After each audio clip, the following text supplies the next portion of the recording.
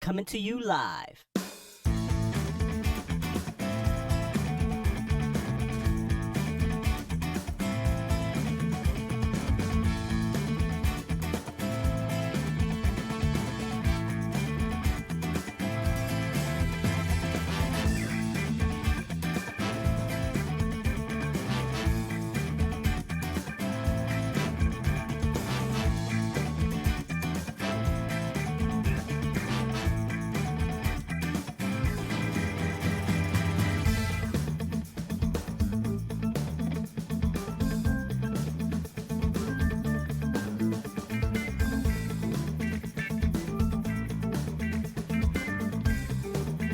Oh, what's up, everybody? I'm so sorry, my guy.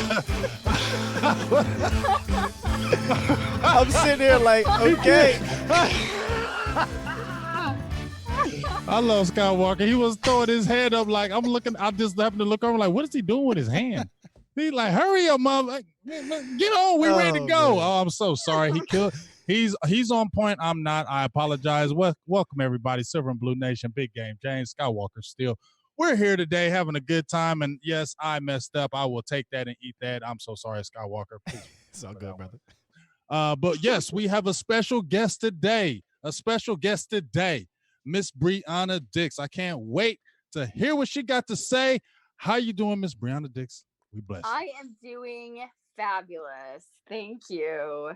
We are so glad that you blessed us with your time. We Absolutely. Know you were on the world tour of duty today, like it was like Tribe Called Quest, the world tour today, but guess what? You blessed us. We're happy about you. So before we jump into anything, let everybody know what you do, what you're about, how you've been doing this, so everybody can understand who Brianna Dix is.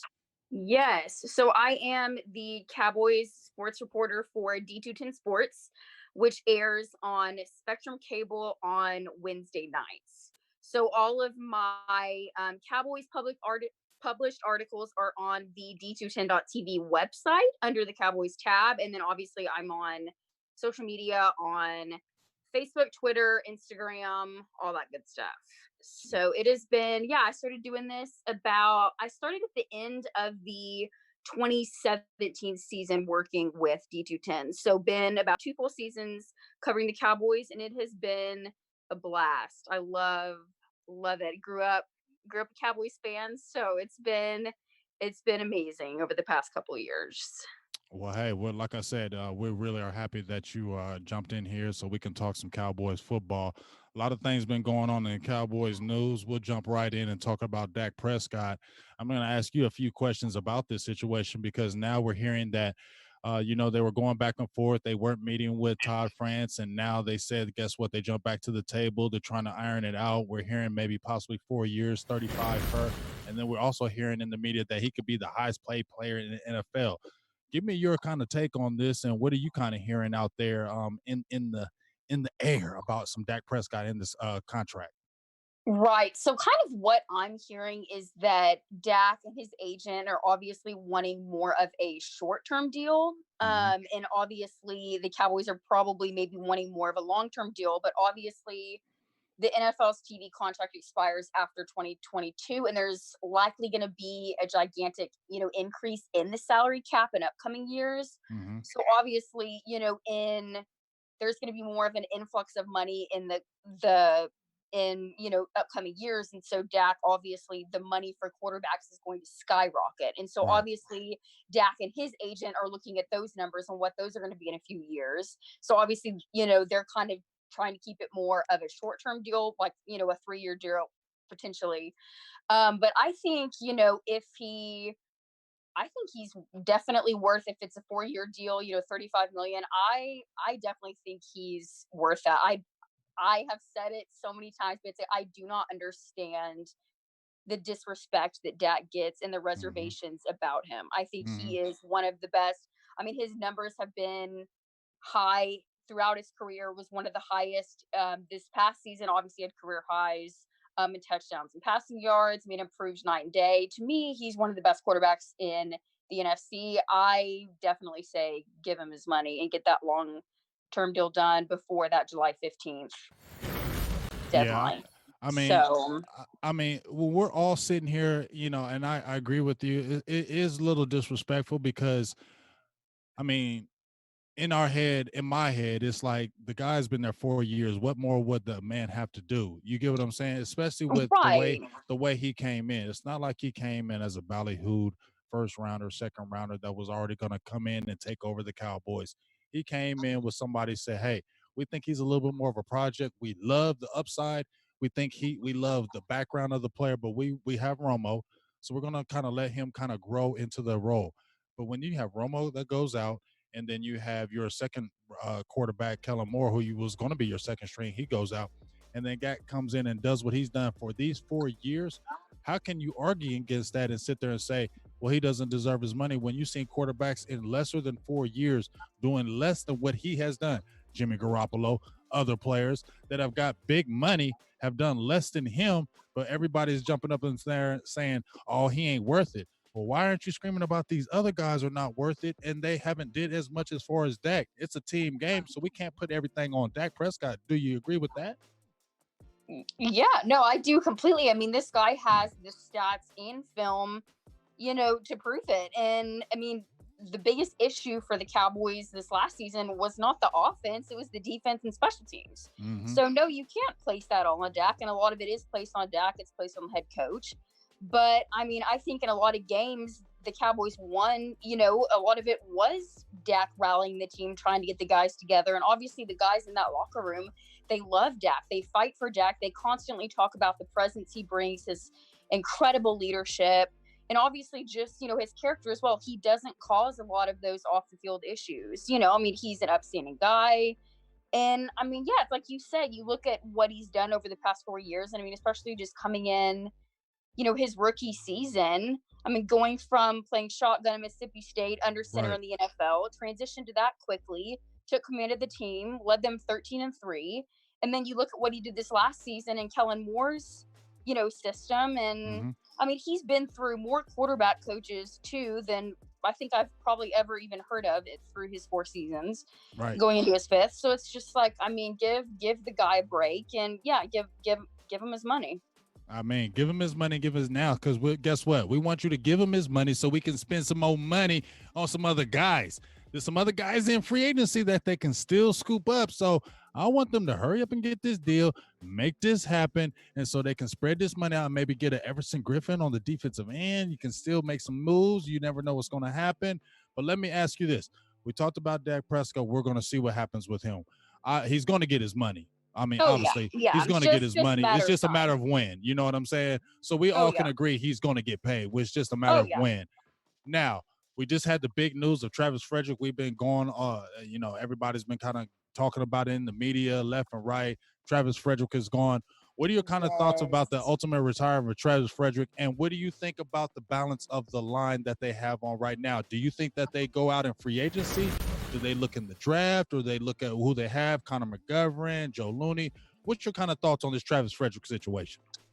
So to be honest, I was very surprised. I really didn't see this coming. I mean, given everything this guy's worked back from, went from losing feeling in his limbs, being diagnosed with Guillain-Barré syndrome in 2018, missing the whole season, to, now granted, he was still fully immersed, still went to practices, went to games, traveled with the team, was there in every aspect that he could be at, as he was going through physical therapy, trying to get himself back. But then, he makes full recovery, starts all 16 games in 2019, makes the Pro Bowl, and then he retires. But, I think at the end of the day, he didn't play to his standard of success, and I think I commend him a lot for being able to say and admitting on Twitter that,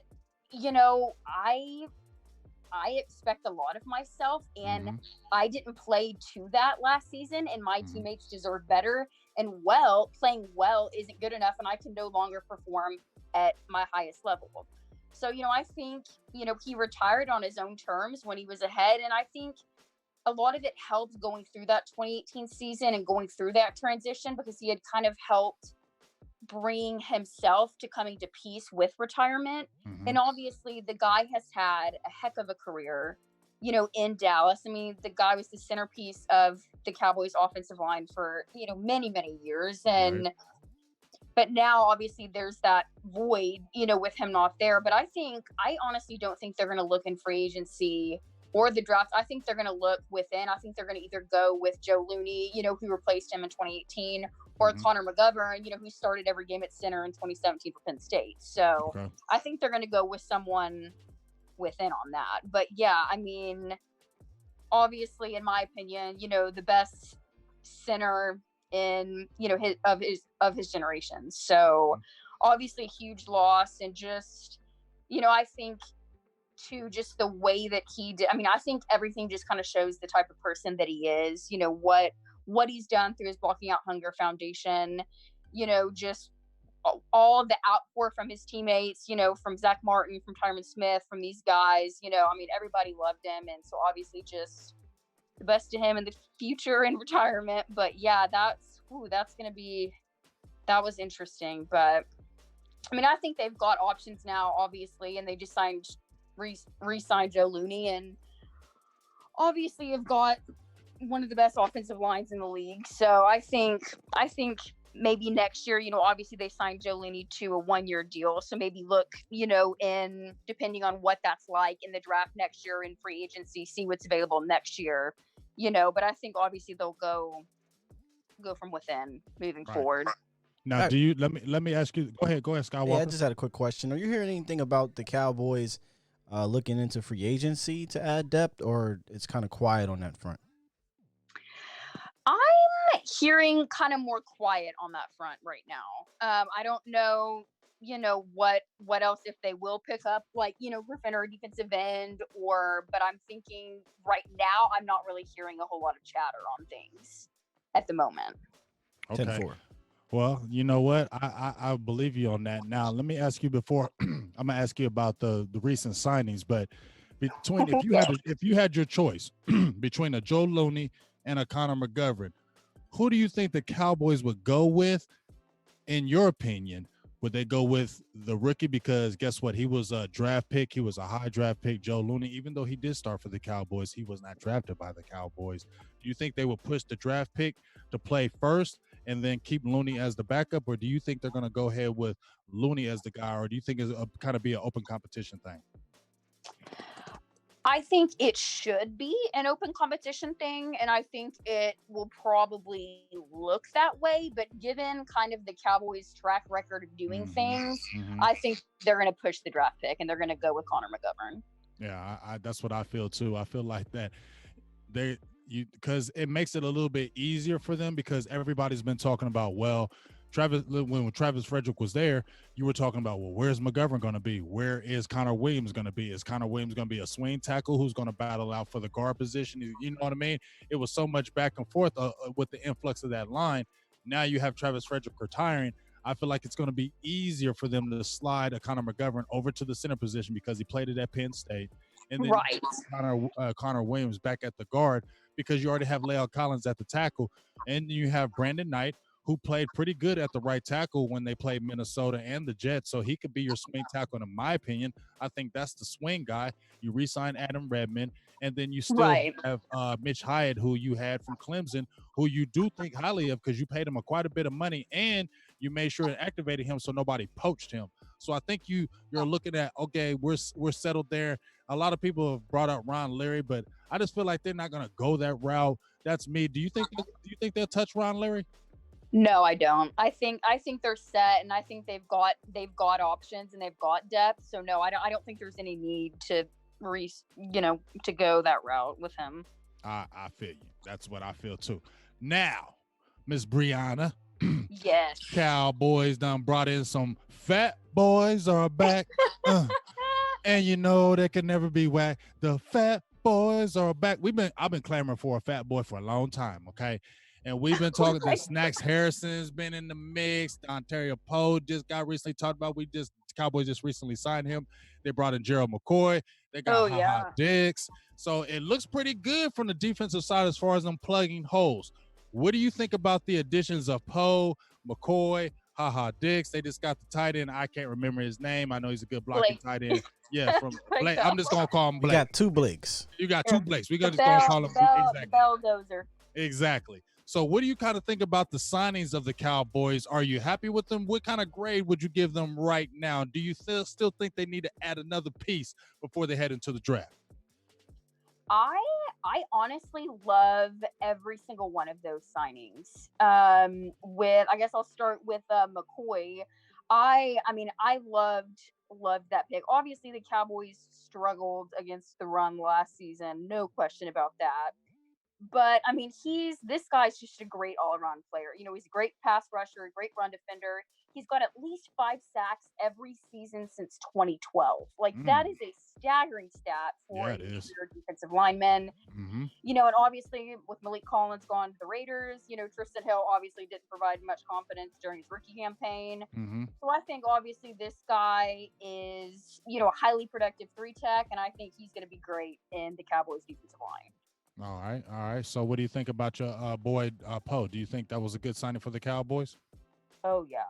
I'm super pumped. I think he's going to be a great fit, too, just because Mike Nolan kind of likes, you know, those bigger body defensive linemen, you know, more so than Rod Marinelli. And obviously, you know, 350-pounder, that kind of accommodates Poe.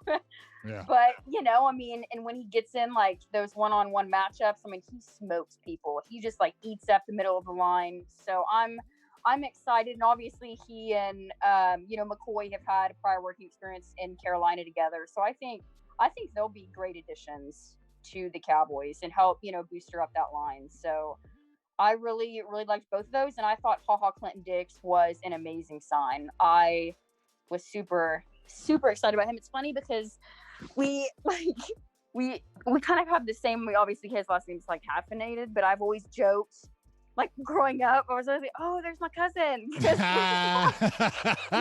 signed him, he better play good, or we coming after you too. Now, oh if Dix don't play good, I'm getting in your inbox personally and say, "Okay, now guess what?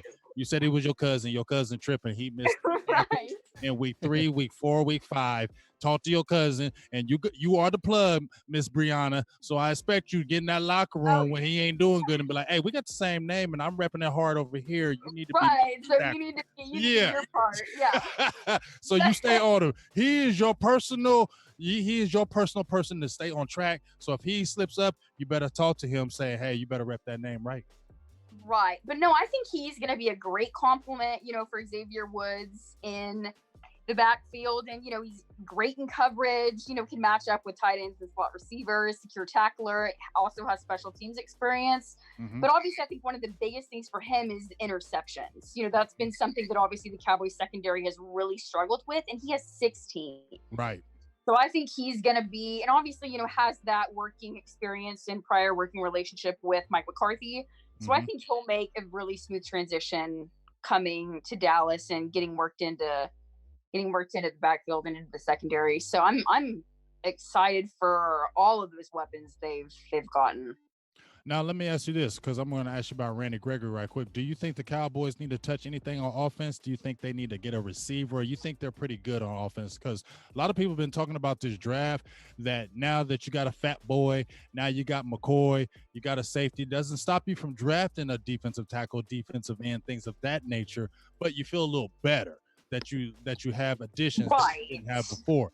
Let me ask you, a lot of people have been talking receiver, if a CD Lamb or a Jerry Judy, if they fall at a 17, Miss Brianna, I'm asking you, would you go with a receiver or would you take a defensive player in that 17th pick if they don't trade out? What would you do?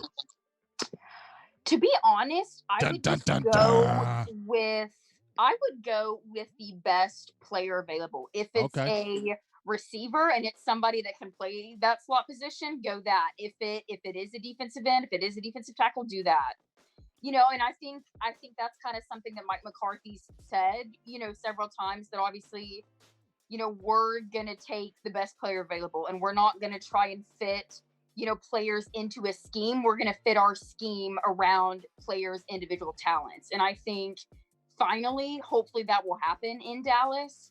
So that's kind of my thoughts on that. But I think definitely, either like a slot receiver or defensive end is what they need to go. But I'm not really sure how this draft is with pass rushers. I don't know if there's a lot of really good ones or if this is kind of not really there isn't. There isn't. Yeah, I didn't think so. But, so. Yeah, there isn't. So yeah, that's probably why Randy Gregory's name keeps kind of coming in. Exactly. So I'm going to ask this Randy Gregory question because I'm not going to hold you long because we told you a certain amount of time we were going to do it. But I want to ask you about Randy Gregory. Do you think that the Cowboys are putting too much eggs in the basket? Do you think he comes back? What's your kind of feelings and thoughts on the whole Randy Gregory situation? To be honest, with Randy Gregory, I have mixed feelings because obviously there's no doubt he has incredible talent. I mean, he's a great pass rusher. Whenever he's been on the field, he's been productive, but that's the problem. He was rarely on the field. Constantly had problems. He wasn't reliable, caused that instability. And, constantly dealt with substance abuse issues. Going back to 2015 when they drafted him, was suspended 4 times for either failed or missed tests. So, it's like, I don't, there's going to be a lot of question marks, if he does come back. I think they're going to have to be really stern with him. And I think Mike McCarthy's going to have to kind of be on him because, it's like you're taking a big risk if you do bring him back. And obviously I guess sources close have said that he's in a really good place right now and he's dealt with a lot of those anxiety issues. They always say that about him, though. Every time you hear about Randy Gregory, he's always in a good place and then something happens. Well, that is so true, though. Oh my gosh. So, you know what I'm saying? Every time I hear Randy Gregory, I hear he's in a great place and then suspension.